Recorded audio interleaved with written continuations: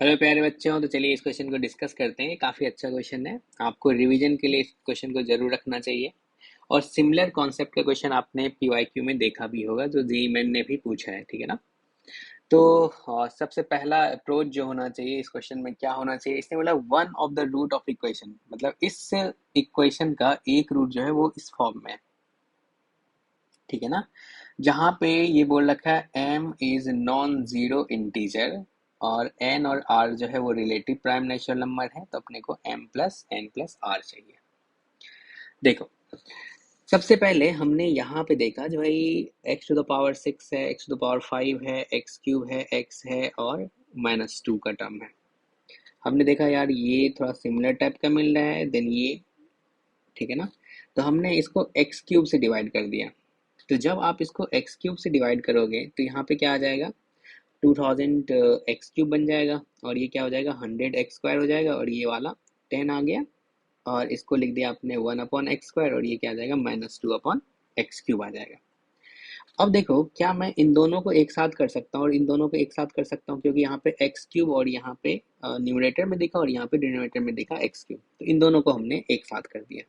इसका भी आपको फायदा दिखेगा भी, ठीक है ना, स्टैंडर्ड क्वेश्चन है।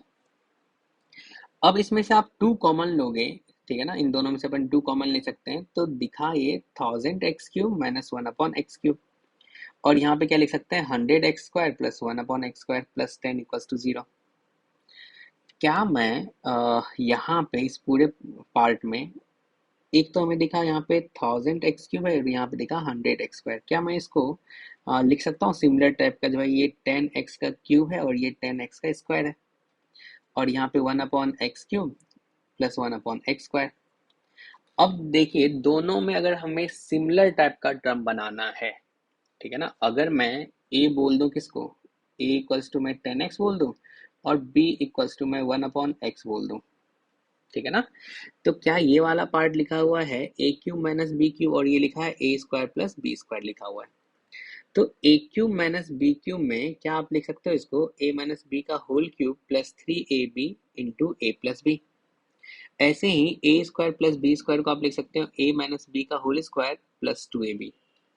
ए आपका क्या है, 10x है, बी आपका क्या है, 1/x है। तो हमने इसके प्लेस पे जो लिख दिया वो क्या लिख दिया, ए के प्लेस पे आपका 10x है और बी के प्लेस पे 1/x है। तो ये आ गया 10x माइनस 1/x का whole cube plus 3 into 10x into 1/x और फिर क्या हो जाएगा 10x माइनस 1/x। क्लियर है। यहाँ से ये x x कैंसिल भी हो जाएगा और ये 30 आ जाएगा। ऐसे ही सिमिलरली हमने यहाँ पे a इक्वल्स टू क्या है आपका, a 10x है और b क्या है 1/x है, यही लिख दिया, यहाँ पे फिट कर दिया। तो ये आ गया 10x माइनस 1/x का होल स्क्वायर और ये x x कैंसिल हो जाएगा, 2 into 10x upon 1/x। Clear है। अब आप ये जो पहला पार्ट है, मतलब ये वाला, इसको आप मतलब इसके प्लेस पे आप इसको रख दो। तो क्या ये 10x माइनस 1/x का होल क्यूब होगा और साथ में ये दोनों कैंसिल हो गया, तो ये क्या हो जाएगा 30 इंटू 10x माइनस 1/x। इस वाले में सोचिए, ये क्या आ जाएगा 10x माइनस 1/x का होल स्क्वायर और ये दोनों कैंसिल हो गए, तो ये 20 आ गया और पहले से 10 था, ऐसा लिख दिया। अब देखो इसका फायदा आपको क्या मिला, इसका फायदा ये मिला, यहाँ पे भी 10x माइनस 1/x आ गया, ये भी 10x माइनस 1/x आ गया, ये भी 10x माइनस 1/x आ गया। मैं ना, मतलब 10x माइनस 1/x में एक क्यूबिक इक्वेशन आपको दिख रहा है यहाँ पे, ठीक है ना। तो इसको आप किससे सब्स्टिट्यूट कर दो, t से सब्स्टिट्यूट कर दो, मतलब हमने इसको लेट कर लिया कि भाई 10x माइनस 1/x है वो t के इक्वल है। तो क्या ये हो जाएगा, यहाँ पे ये भी टी क्यूब हो गया, ये टी हो गया और यहाँ पे टी स्क्वायर लिख दिया। 2 से अगर मल्टीप्लाई होगा तो क्या आ जाएगा, T 2t cube plus 60t plus T square plus 30 equals to 0। तो ये आ गया 2t cube plus T square plus 60t plus 30 equals to 0। ऐसा है।